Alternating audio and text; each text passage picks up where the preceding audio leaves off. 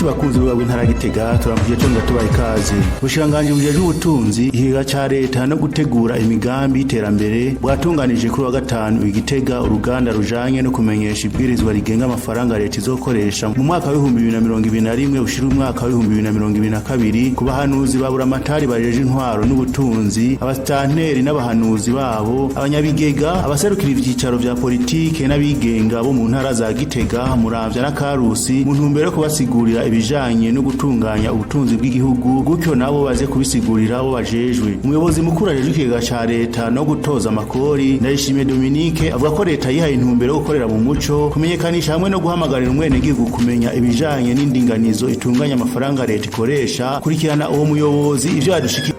Ihangiro ry'uru ruganda rero ni ryo gusigurira mwebwe murongoye intara mwebwe basitanteri byariho by'amashirahamwe adaharaniye ibyicaro vya politike namwe byariho by'amashirahamwe yigenga ingene leta ikoresha amakori n'amatagisi kugira ngo umwene gihugu ashobore kumererwa neza. Uko amakori n'amatagisi aba menshi niko n'imigambi y'iterambere ironka uburyo bufashe hama umwene gihugu akaboneraho kuronka kunguka. Muzoheza rero namwe mubonereho kumenyesha abene gihugu murongoye ibijanye no gutunganya ivy'ubutunzi bw'igihugu. Muri uyu mwaka wa 2021-2022 politiki ijanye n'ivy'ubutunzi ije ikurikiza ingingo zari zafashwe zo kugwiza umwimbu.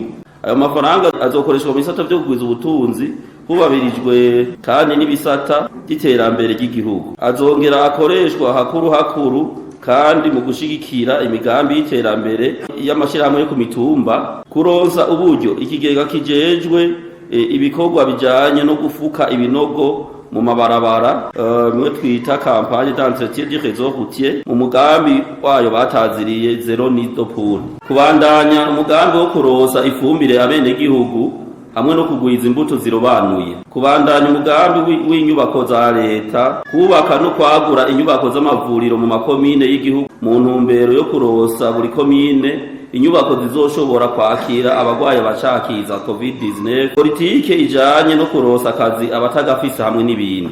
Umwene gihugu ashobora rero guterera mu gukurikiranira hafi amafaranga amuteguriwe mwibwirizwa rigenga ubutunzi bw'igihugu. Bisubiye leta yarafashe ingingo zijanye n'itunganywa ry'ubutunzi bw'igihugu mu gutsimbataza gukorera mu muco no kugenzura amafaranga akoreshwa mu bikorwa vya misi yose no mu migambi y'iterambere tutibagiye igenzura rishemeye mu masoko ya leta. Duhamagariye abene gihugu gukurikiranira hafi ikoreshwa ryiza ry'amafaranga azokora mu migambi iranguka mu ntara zabo mu makomine canke ku mitumba iwabo kugeraho izoshikira intumbero nyamukuru. Nk'uko narimeje kubivuga, mu gihe ubutunzi bwegeranijwe mu buryo bw'amafaranga buraheza bugakoreshwa mu bikorwa vya misi yose ubundi bukaja mu bikorwa vy'iterambere ry'igihugu mu migambi izamura ubutunzi igatanga n'akazi. Nico gituma dutegerezwa gukurikiranira hafi ikoreshwa ryiza ry'ubwo butunzi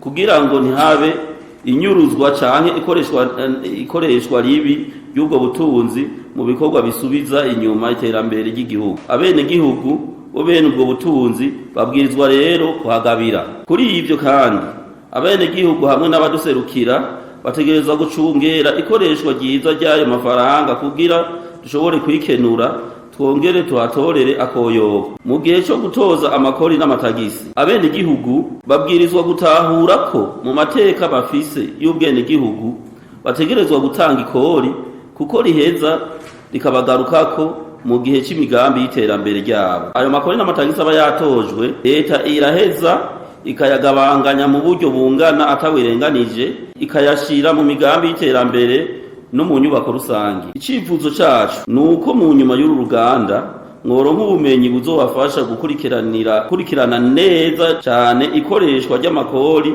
n'amatagisi yanyu mu migambi y'iterambere mufatiye ku kungene igenda irasumbasumbana. Dusavye rero abitavye uru